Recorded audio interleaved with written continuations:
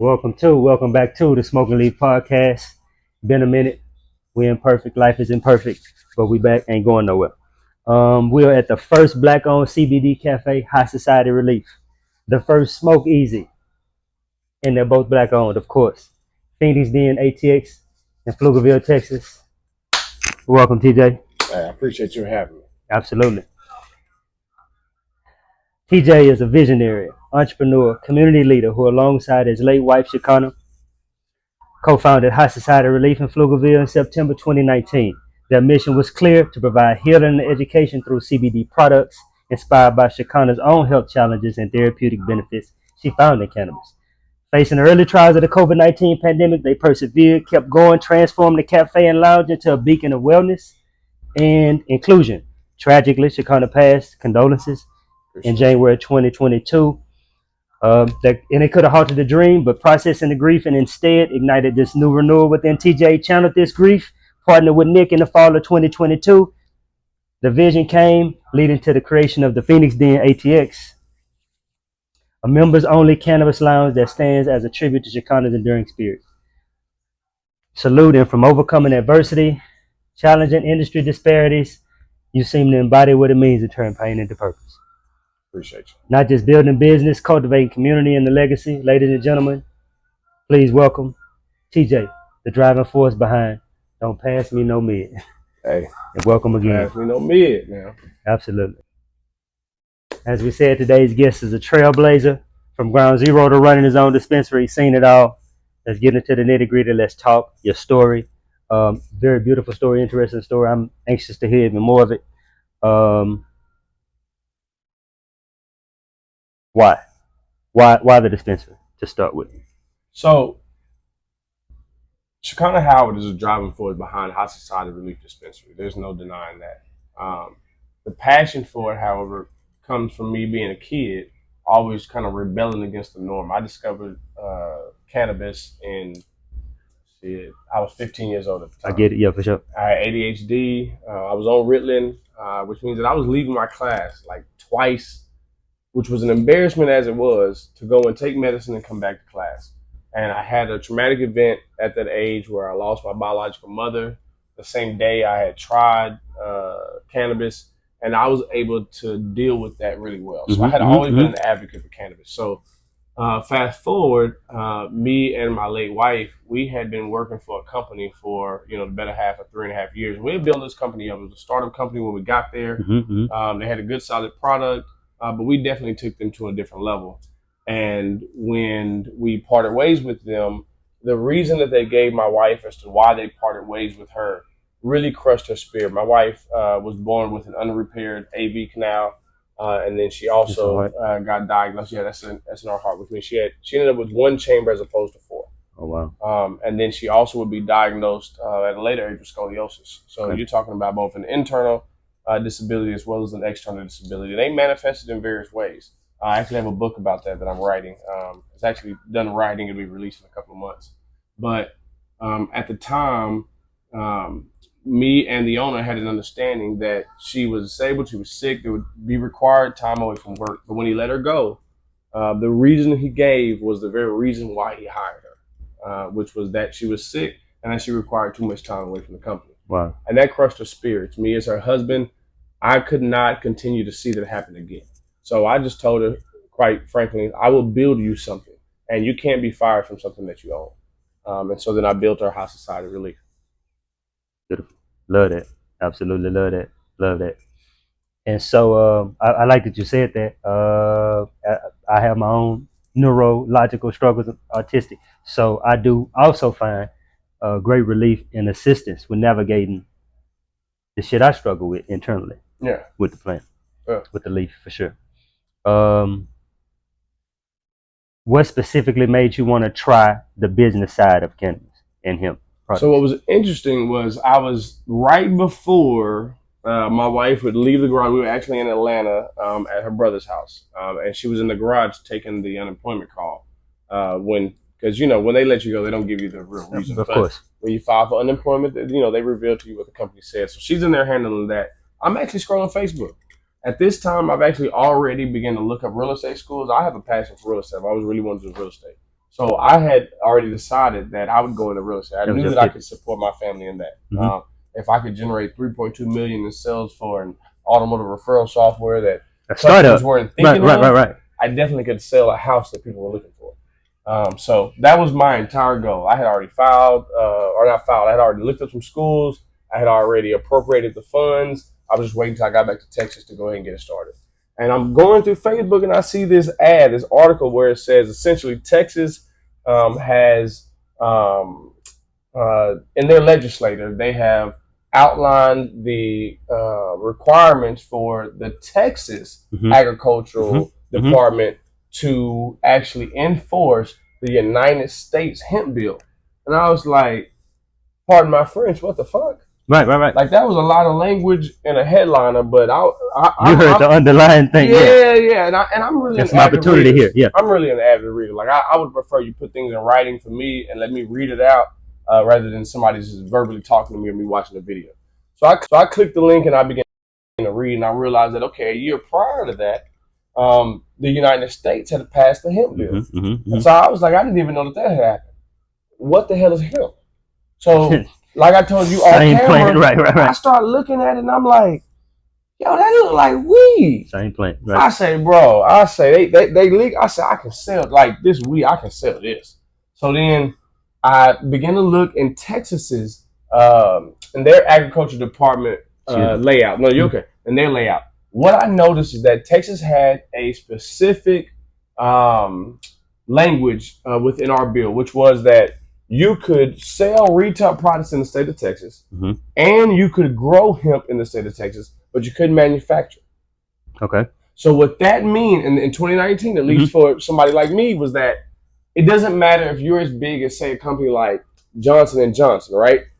You're going to have to go through the same process when it comes to shipping out the manufacturer and then paying for it to come back in as I do from just outsourcing the product. Of course. So that means while I may never be able to compete with you on quantity, that means that on speed and getting the product into my store, I don't have those barriers to entry. Of course. I can jump in this industry. I can get in here because they can't manufacture it in my state. So I said, okay, I say, we could do something with this. So I'm just thinking though at this time. The wife comes out, she's upset, passion kicks in. It's one of those things where, sometimes you put your foot before your mouth, right? Yeah. You ain't got no idea how you going to But I'm the fuck out of here. But I'm the fuck out of here. Right. And I've also always been a man of faith. And Shakana, because of her condition, and her condition is rooted in faith, it was a minister who told her family, don't let the doctors touch her. The doctors wanted to perform surgery on her when she was 6 months years old. But the ministers let her know that God wanted to raise her up as a sign to the last generation, that he is still God, and that his name is Jesus. Right. And that if they would trust and not let man touch her heart, that he would raise her up as a sign to this last generation. And if you get a heart transplant, the average heart transplant lasts is like 11 to 15 years max. And they'll only give you 2 of them. Okay. So that means the max her life would have been is 22 to 30 years. She lived 31 plus without a man ever touching her heart, never having a surgery, never any of that. Beautiful. God showed who he was. So I knew that with faith, I could build a business. That wasn't my concern. The barriers to entry and watching Texas have that little nuance in their language. I said, you know what? I said, we can get in here. We can do some damage. All I got to do is get 1% of the market share. Yeah, absolutely. That's all I got to get. Yeah. Similar story to you see, have you heard of Sweet Sensei products? I actually have carried Sweet Sensei. I carry them actively. I'm probably sold out right now, but their brand I actually carry. So we met the founder of their company, and he had a similar epiphany at the time of the legislative change. See? And we still fighting that. Come on, Texas. Please evolve. They was up to like 4 a.m. at the last session, but they trying to do it. But hopefully they value the jobs that the Texans have received over the limitations, or at least the dangers of the industry. The dangers do exist, but if the business owners will become more responsible, then we can mitigate those, and risks, we can be and then the people, like the wellness of people, right? The health and wellness of people. As a serial entrepreneur, I have an immense amount of respect for business models, the success of them. So let's talk the business of hemp, the business of cannabis, the business of speak easy, smoke easy. What surprised you most about the getting licensed, the whole licensure process? So I'll be honest, I have a business partner, Nick, and I was really blessed. So when it comes to compliance, financials, and then really a lot of like the physical aspects, like building out the space, I rely really heavily on him. Shout out to Nick. Yeah. So what I know about the hemp license is it wasn't expensive in the beginning when we got it. We grandfathered in, so we don't continue to pay an expensive price. Good. And then, but Texas is not like a lot of the other states. They don't have this $1 million buy-in price. Oh, gotcha. But it's also because they haven't introduced THC on a legal level yet as well. Gotcha. So I'm sure once that comes in, then the license will go up. Of course. But as far as right now, the license is pretty easy. The major challenges coming into the hemp industry when I came in was the stigma that exists in the state of Texas, being a Bible Belt state. Yes. And then the devil's lettuce. The devil's lettuce. And then the ineducation or the miseducation that existed behind cannabis and cannabis products as a whole. So you have separated in groups of demographics, right? You have the younger age that's recreational, but then you have an older group that's medicinal, right? Of course. But the issue that we faced when we first got in was that we first got in and we strictly dealt with CBD because that was the only thing that was legal in the state of Texas or even in the city of Austin. I know that it's a loaded question, but I think that education is key. Yeah, education is key. Can we right here tell the people the difference between, if there is, CBD, hemp, and cannabis? Yeah. Okay. So when you're dealing with hemp and cannabis, they derive the definition has to do with the amount of THC percentage that's in the plant while you're growing. But is it from the same plant? Is it a different plant? Absolutely. Same exact plant. If your THC percentage exceeds a certain amount at the time of testing, then it's deemed THC. If at the time of testing it's under, it's deemed hemp. Now plants are alive, so they continue to grow. So the THC continues to rise. So regardless of what it's labeled at that stage, you're still going to have the growth of both THC, CBD, and all the other cannabinoids. Because the cannabis flower, the hemp flower, is composed of 151 cannabinoids. Yes. So it's not just one cannabinoid that gets you high. And the reason why the loopholes existed both on the federal and the state level was because the main focus was on edibles. So the Delta-9 cannabinoid was the main thing focused on. They wanted less than 0.3%.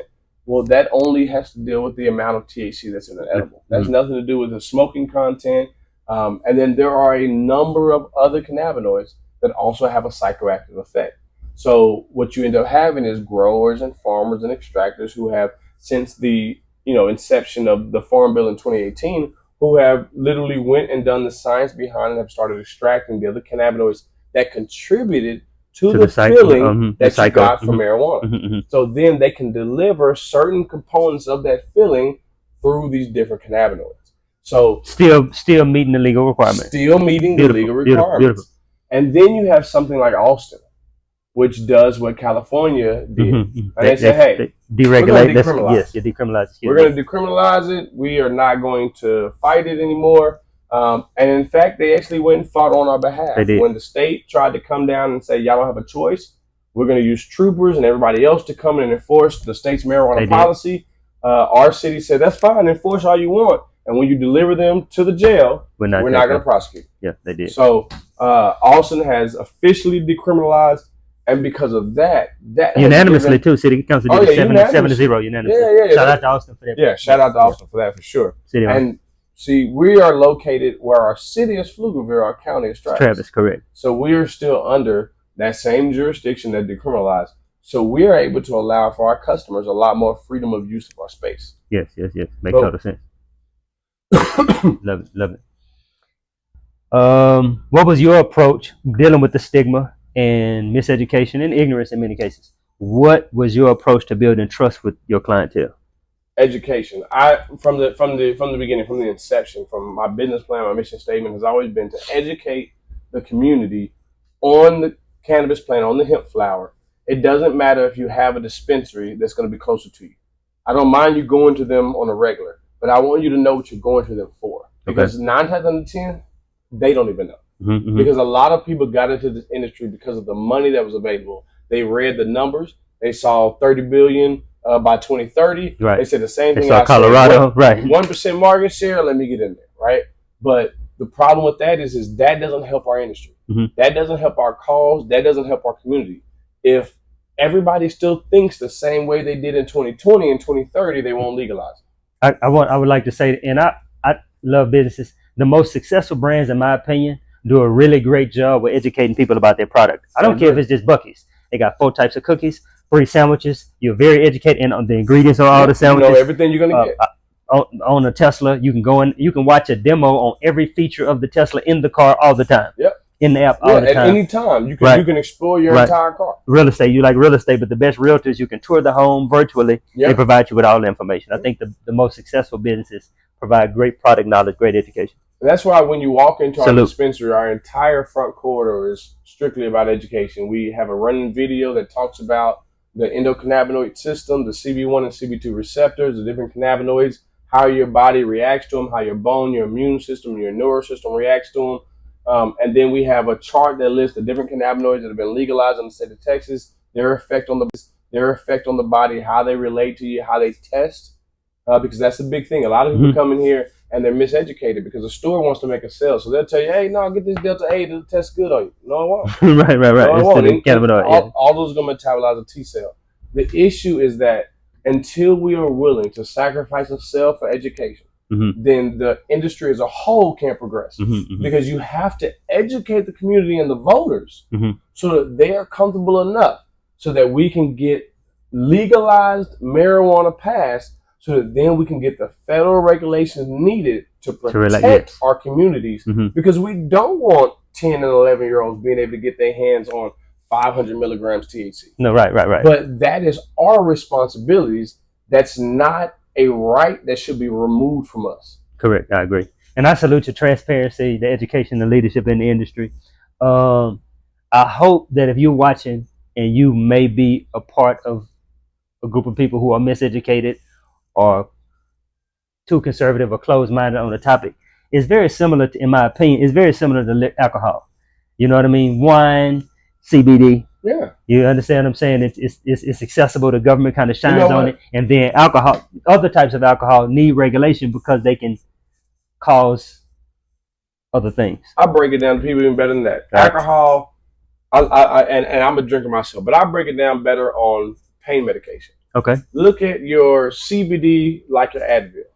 Gotcha. Right? Then your Delta 8 is going to be like your Tylenol 3. Okay. Right? Then your THCA is going to be like your Vicodin. Okay. And then your THC, depending on your milligram, can go up to be your Dilaudid. Gotcha. Right? So the hemp plant as itself can range on any level of what you want it to depending be. on the concentration of the THC. Yeah, it can be non-intoxicant. Like when I have a slight neck pain, you know, I take a couple of ibuprofens. I don't feel any alteration within my ability, my cognitive abilities. There's no intoxication present. If I have a toothache, and I don't get them anymore. I went on and had my extraction, but I used to get a horrible toothache. If I go to the ER and get prescribed a hydrocodone, see, that's a different level of pain. That's the same progression that cannabis has. You have different cannabinoids. That's why I'm thankful. I like that explanation, and I bet That's why I'm thankful Texas has been slower for legalization, because if you look at states like California doesn't have any of the other cannabinoids available. Yeah, but true. Texas, because they're taking their time, they are going to give the ability for the consumer to say, hey, you know what? I'm a little bit too paranoid on full-on marijuana. Yeah. Let me get that THCA.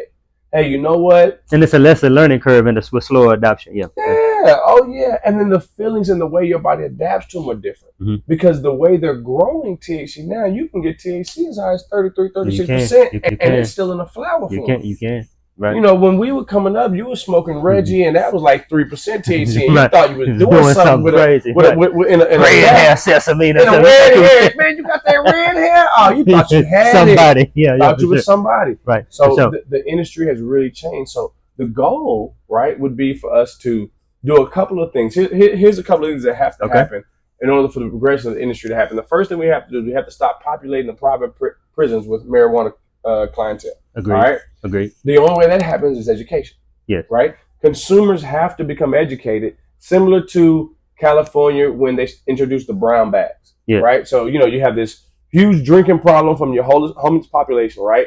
Then you have the police who have to do their job, right? But do we really want to keep doing paperwork? Because we're talking about a 9 to 5 now. Right. See, we're not talking about the government's interest. We're talking about a human being that has a 9 to 5 that has to go home. Right. Does he want to keep filling out paperwork for dragging in a homeless man for drinking a beer? No. So what the community and the police established, and I don't know if it was ever said or I don't know the details of that. Unspoken, or if it was I don't know the details of that. But I do understand that what ended up transpiring was these brown bags. Okay. And what would happen is that when you would buy your alcohol from the store, they put it in a brown bag. So now, as the homeless person, you can sit on the side under the bridge. You can drink out that brown bag. That police can know that there's alcohol, but because of plausible deniability, he can keep on rolling by. He don't have to disrupt. Stop. Yeah. He don't have to disrupt his day. Is it worth the resources? Is it worth the resources for you? You doing what you want to do. However, I feel about alcohol. You're not passing it to kids. I feel about it. Yeah. You're not passing it to no kids. Ain't no kids. You are drinking under that bridge by yourself. Right? Now, if I see anything else, because I know what's in the bag, I can still act on it. Of course. But because of this incident, I can get plausible deniability, right? That same type of thing has to become. They had to see a decrease in crime, decrease in arrests. Exist in Texas, right? So we have to get rid of these motherfuckers that love these bags that look so good, that say weed on the motherfucking bag. Right. California product, THC. Because then when you get pulled over, you can't tell them it's hemp. Correct. You can't tell them it's CBD. Your bag tell them it's weed. Right. You going to jail, homie.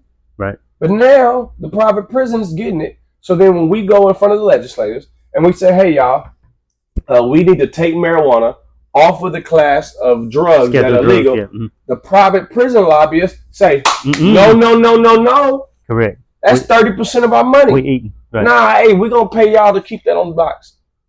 So But it's much, as a capitalist, it's much more revenue on the side of legalization, because you can regulate way more. I can't imagine what TABC generates. Like, what if alcohol wasn't legal? Exactly. Right. But think about prohibition. For a while, it's hard. When you make your money off of stopping people from doing something, it's hard to believe that I can make the money off of this. So, and that's the battle we're in right now, right? Is that Texas has to decide. And the problem is that we have a good amount of revenue that's coming off of the legal industry of hemp, right? But we have more benefits from the jobs. Yes. We have more benefits from the people who are employed, who have opportunities in this industry. So then we can grow into loans, we can grow into Is the revenue there yet? No, we ain't hit California's mark yet. No, have we competed with the private prisons? No, we're not there yet. But the people we employ, right? We have hundreds of thousands across the state of Texas that are now employed within the hemp industry. Relieving unemployment, benefiting the economy. So what are we going to do? We're going to unemploy all of them? Because if that bill goes through, companies are going to freeze. Right. If you're not in a decriminalized zone like Austin, Texas, hey, we're going to still be here. Don't worry about it. We good. If you're not in a decriminalized zone like Austin, Texas, you're in a bad situation. It's going to be too risky. I think it was Austin, San Marcos, but they had some situations. I think San Marcos lost theirs. Was it Manor and a couple of places? Yeah, that's why the voting matters. You gotta stay voting. You have to stay voting. Let's talk legacy. The work that you're doing, the dispensary, Smoke Easy. What is that legacy? What does it mean to you? What do you want it to be? Generational wealth. Love it. And generational branding. I remember, being a kid telling God, like, man, I wish I had been alive when they first discovered tobacco. Bro. I wish I had been alive when they first discovered the internet. Gold, right. When they first discovered gold, like, Lord, I'd have put my all into it. I know it wouldn't have been easy in the beginning, but man, 20, 30 years down the line, I'd have had me something, Right. And then came along him. And I said, oh, God, I see. I hear you. I see you. Okay. All right. So this is the legacy that you are allowing me to build. Faith-filled, purpose-filled. This is the generational wealth. The wealth of the wicked was stored for the righteous. Love that. I believe that hemp is going to be a way for our people to transform and, get some of our wealth back. I like it. I love it. Love it. What would you like your impact to be beyond the bud? I want to inspire young Black men that don't have the tools and the resources that are afforded what is considered a functional family, to know that they don't need that to succeed, that every single thing that they need to succeed in life is already within them. Absolutely. All they have to do is be willing to spend the time throughout the course of their life and cultivate that that's already inside of them. Love it. Love it. Love it.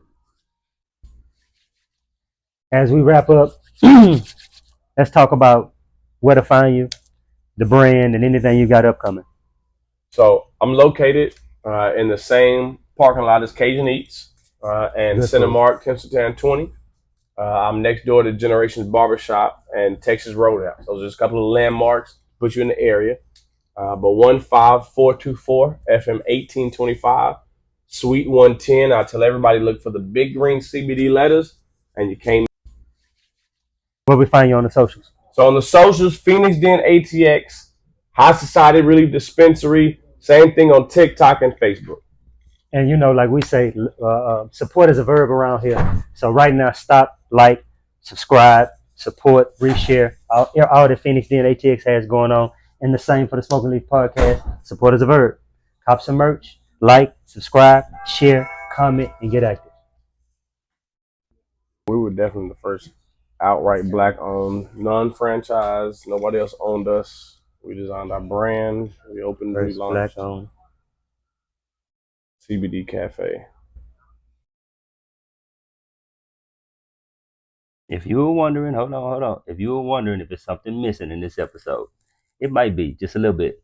The rest of it, the full episode, the bonus, will be found on our Patreon. You don't want to miss it. It's below. Click the links, subscribe, come catch us on that side.